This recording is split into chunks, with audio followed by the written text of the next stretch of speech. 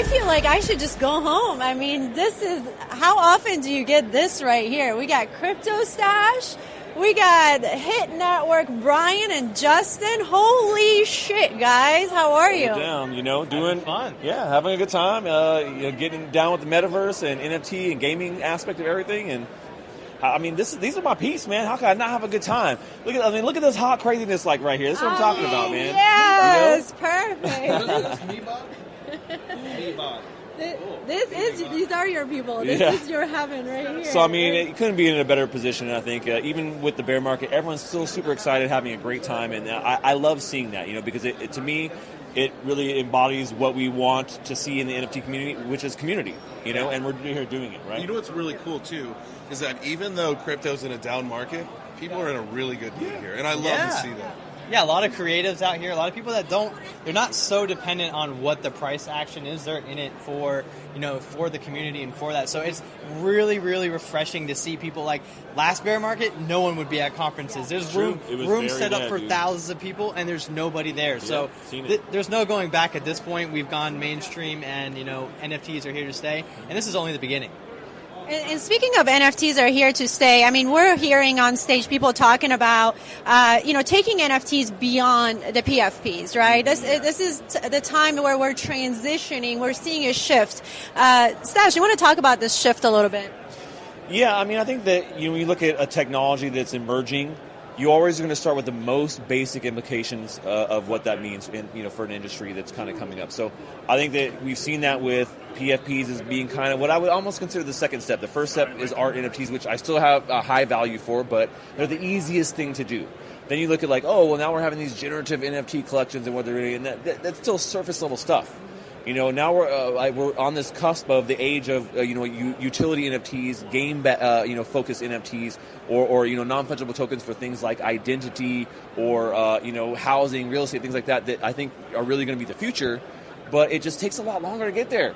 So we're just at the very beginning phase, Well, I think even your state, California, is leading a charge, whether it's land deeds and medical records, trying to usher that into the blockchain so that we can have that there. Because we know having kind of records like that make a lot of sense to be on the blockchain. Yes. Oh, there's tons of stuff that makes a lot of sense, but where it had to start was here. Yeah, of course. It had to go viral before it can actually be used in all the better use cases that are for NFTs. So having it be an art thing, having it be a community thing, having it be something where it's almost like a fashion statement, it needed to come first because that's what makes it like people become known about it and then they can trust it later on. Yeah. It kind of introduces them to learn more about like the tech behind it, so we can see really what it will change from here. Yeah, I mean, because that other shit's boring to people. Yeah, great, so real estate boring. deeds are like my ID on the blockchain. Like, all right, Cool. But when you talk about cool communities, years for stuff like this. I get excited about it, but most people I don't think do. And so it's boring. Surface level with stuff that is more entertainment focused, more creative focused,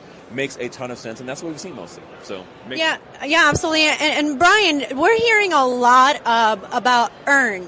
Play to earn, listen to earn, watch to earn. I even heard where to earn. Okay. What are your thoughts on this? Oh my God, the to earn models are absolutely crazy and they have not been solved yet. Now, it's really, really hard. You're basically creating a brand new ecosystem, a brand new community of people, and you're trying to create supply and demand and regulate it. And then there's people in charge, and some of them are trying to be decentralized. It's very confusing. I don't think we've solved it yet. I think we're still in the early stages. Now, that being said, there's a lot of opportunity to get in early on things and make a lot of money, but be careful because, a lot of these projects, it's a lot of them are money grabs or not even that. They just don't know what they're doing because it's so new.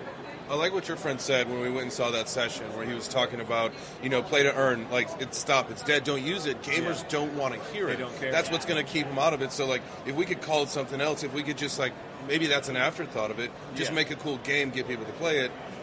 Don't stress the to earn model because it has a way to dinosaur tail off, and maybe that's what it is we bring too much attention to it.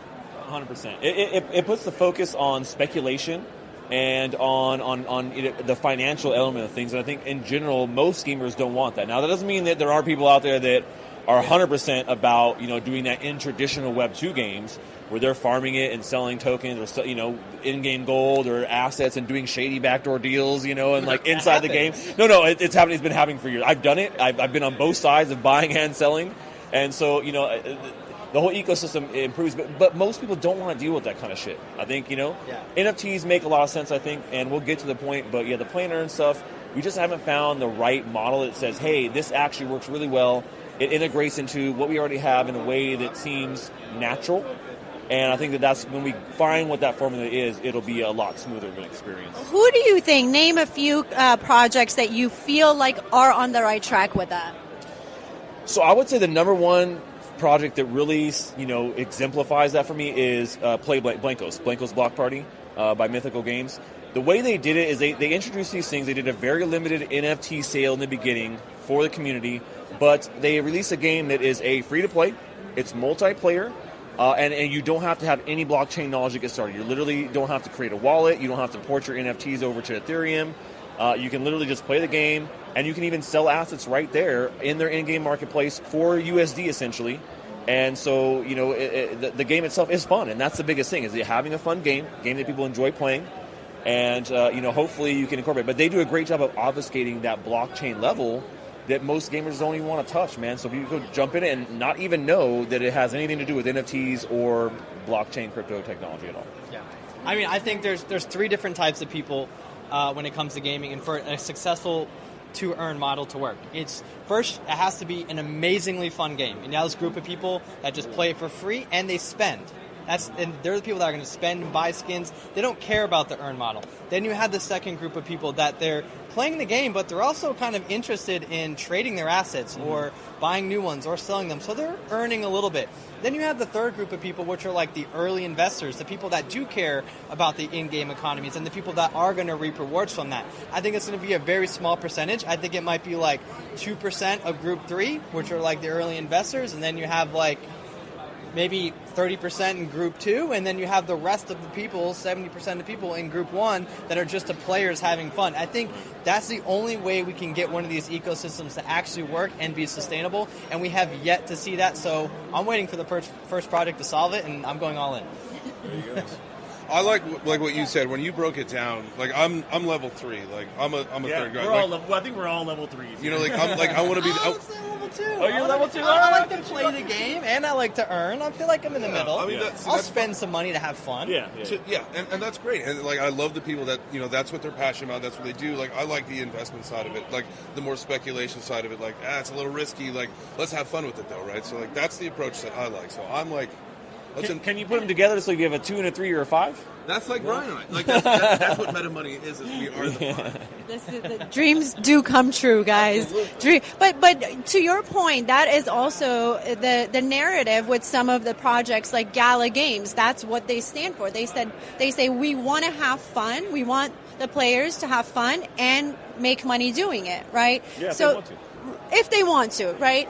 But Stache, how do we need to bring masses into this, right? I mean, we can only be in this little tiny bubble for not very much longer. Got to get to the bigger pond. Right. How do we get to these ponds? I mean, kind of once again, like what Brian was saying, the first thing is it has to be a fun game. I mean, if you really want to bring gamers into the NFT blockchain space, it needs to be seamless. It needs to feel like, hey, this is just a game I would play.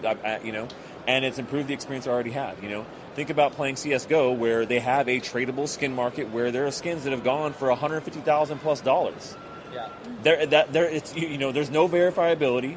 None of the data is available in a transparent type of way. You could be buying a duped item. Who knows? Yeah. And so there's advantages that NFTs are going to give gamers. They just don't. The education element is just not there. And so that's, I think, the biggest road is like education. Really teaching people of like, well, how is this going to make your gaming experience better? Because NFTs definitely do it. I think that they've just kind of seen a lot of the very surface level, like these crazy pictures of monkeys are going for $1,500 or $150,000 each, and it's just to them that is what they're looking at as being a representation of NFTs in general, and I think a lot of people are just turned off by it. So absolutely, any thoughts on that, Justin? I just think that the overall technology needs to be in the background. So NFTs almost need to be a second thought. It's just a tech, and then like if you want to learn about it, that's great. But people just need to know that they have a verifiable thing, and once they can like know that they own something, understanding digital ownership eventually will bring in the masses, but that's going to take time. They're going to take education, and it's not an easy road. It's just going to take a while to figure out. Justin, you same thing. No, there's really nothing more that you can say. Yeah, I mean, it really is like the thing. Like, we know what we need to do. It's It's just just, checkpoints. yeah, it's Time. just gonna, The yeah. answer is time. Yep. And that's, I mean, and at the end of the day, that's why we're all here, right? I mean, overall, do you think, walking away from NFT.Nyc, do you think some of those issues were discussed? Are we getting closer? Are we on the right track? We're seeing more events. We're seeing more of these topics discussed. Overall perspective on NFT.Nyc. Yeah, I think the event's great. I think that people are kind of probably talking about those things. I've definitely had a lot of good conversations with different companies here that are building stuff, and now during a bear market, during this kind of winter cycle, is the time to start building. So the smart money and the smart projects and teams, they know now is the time to build, and I think a lot of people here are building and really looking towards the future. So Yeah, I mean, and you just have to take a look at the ecosystem in general. Like 2 years ago, an NFT conference wouldn't be this big. No So way. yes, Yeah. so there we are seeing that shift move towards like a lot more people accepting it, understanding it, wanting to get maybe a little bit more knowledgeable, right? And then you see a lot of people that are just degened out. So you're seeing a lot of the ecosystem grow in a pretty quick time. yeah. And this is transparent. Stache said it best. I think we just had a massive shakeout with the prices of everything going down. The projects that really have money and have a ramp right now in order to create and build, those are the ones that are going to succeed, and those are the ones that we're going to watch out for. And, it's just great to still see people here showing up and spending money on marketing and trying to grow. 15,000 people, that is, by the way. So That's that's a lot. Anything Welcome else? to the Big Apple. Exactly. Exactly. Anything we missed? Anything we want to let people know? If you're not here, definitely look to come next year. It's a lot of fun. You're meeting a great community of people, and there's nothing that replaces an in-person experience when it comes to our industry, which is mostly digital. And like what you said earlier, like this is the time now to be building, growing, and stacking. So if you are looking for an opportunity in blockchain, just come to an event. There's so so many much opportunities. opportunity. Like there's a space for you. You will find that opportunity. We found a space right here in the hallway. This is an opportunity right here. Look at this opportunity right here. Thank you so much, guys. I mean, these are the guys that are teaching. It is a each one teach one space, and we all been teaching each other. But now we're bringing it on this stage, and these guys getting on stage and teaching bigger communities. So thank you for what you do, and I'm sure we're going to see more of 3 of you for sure. You know it. Appreciate it, Mona. Thank you so guys. much.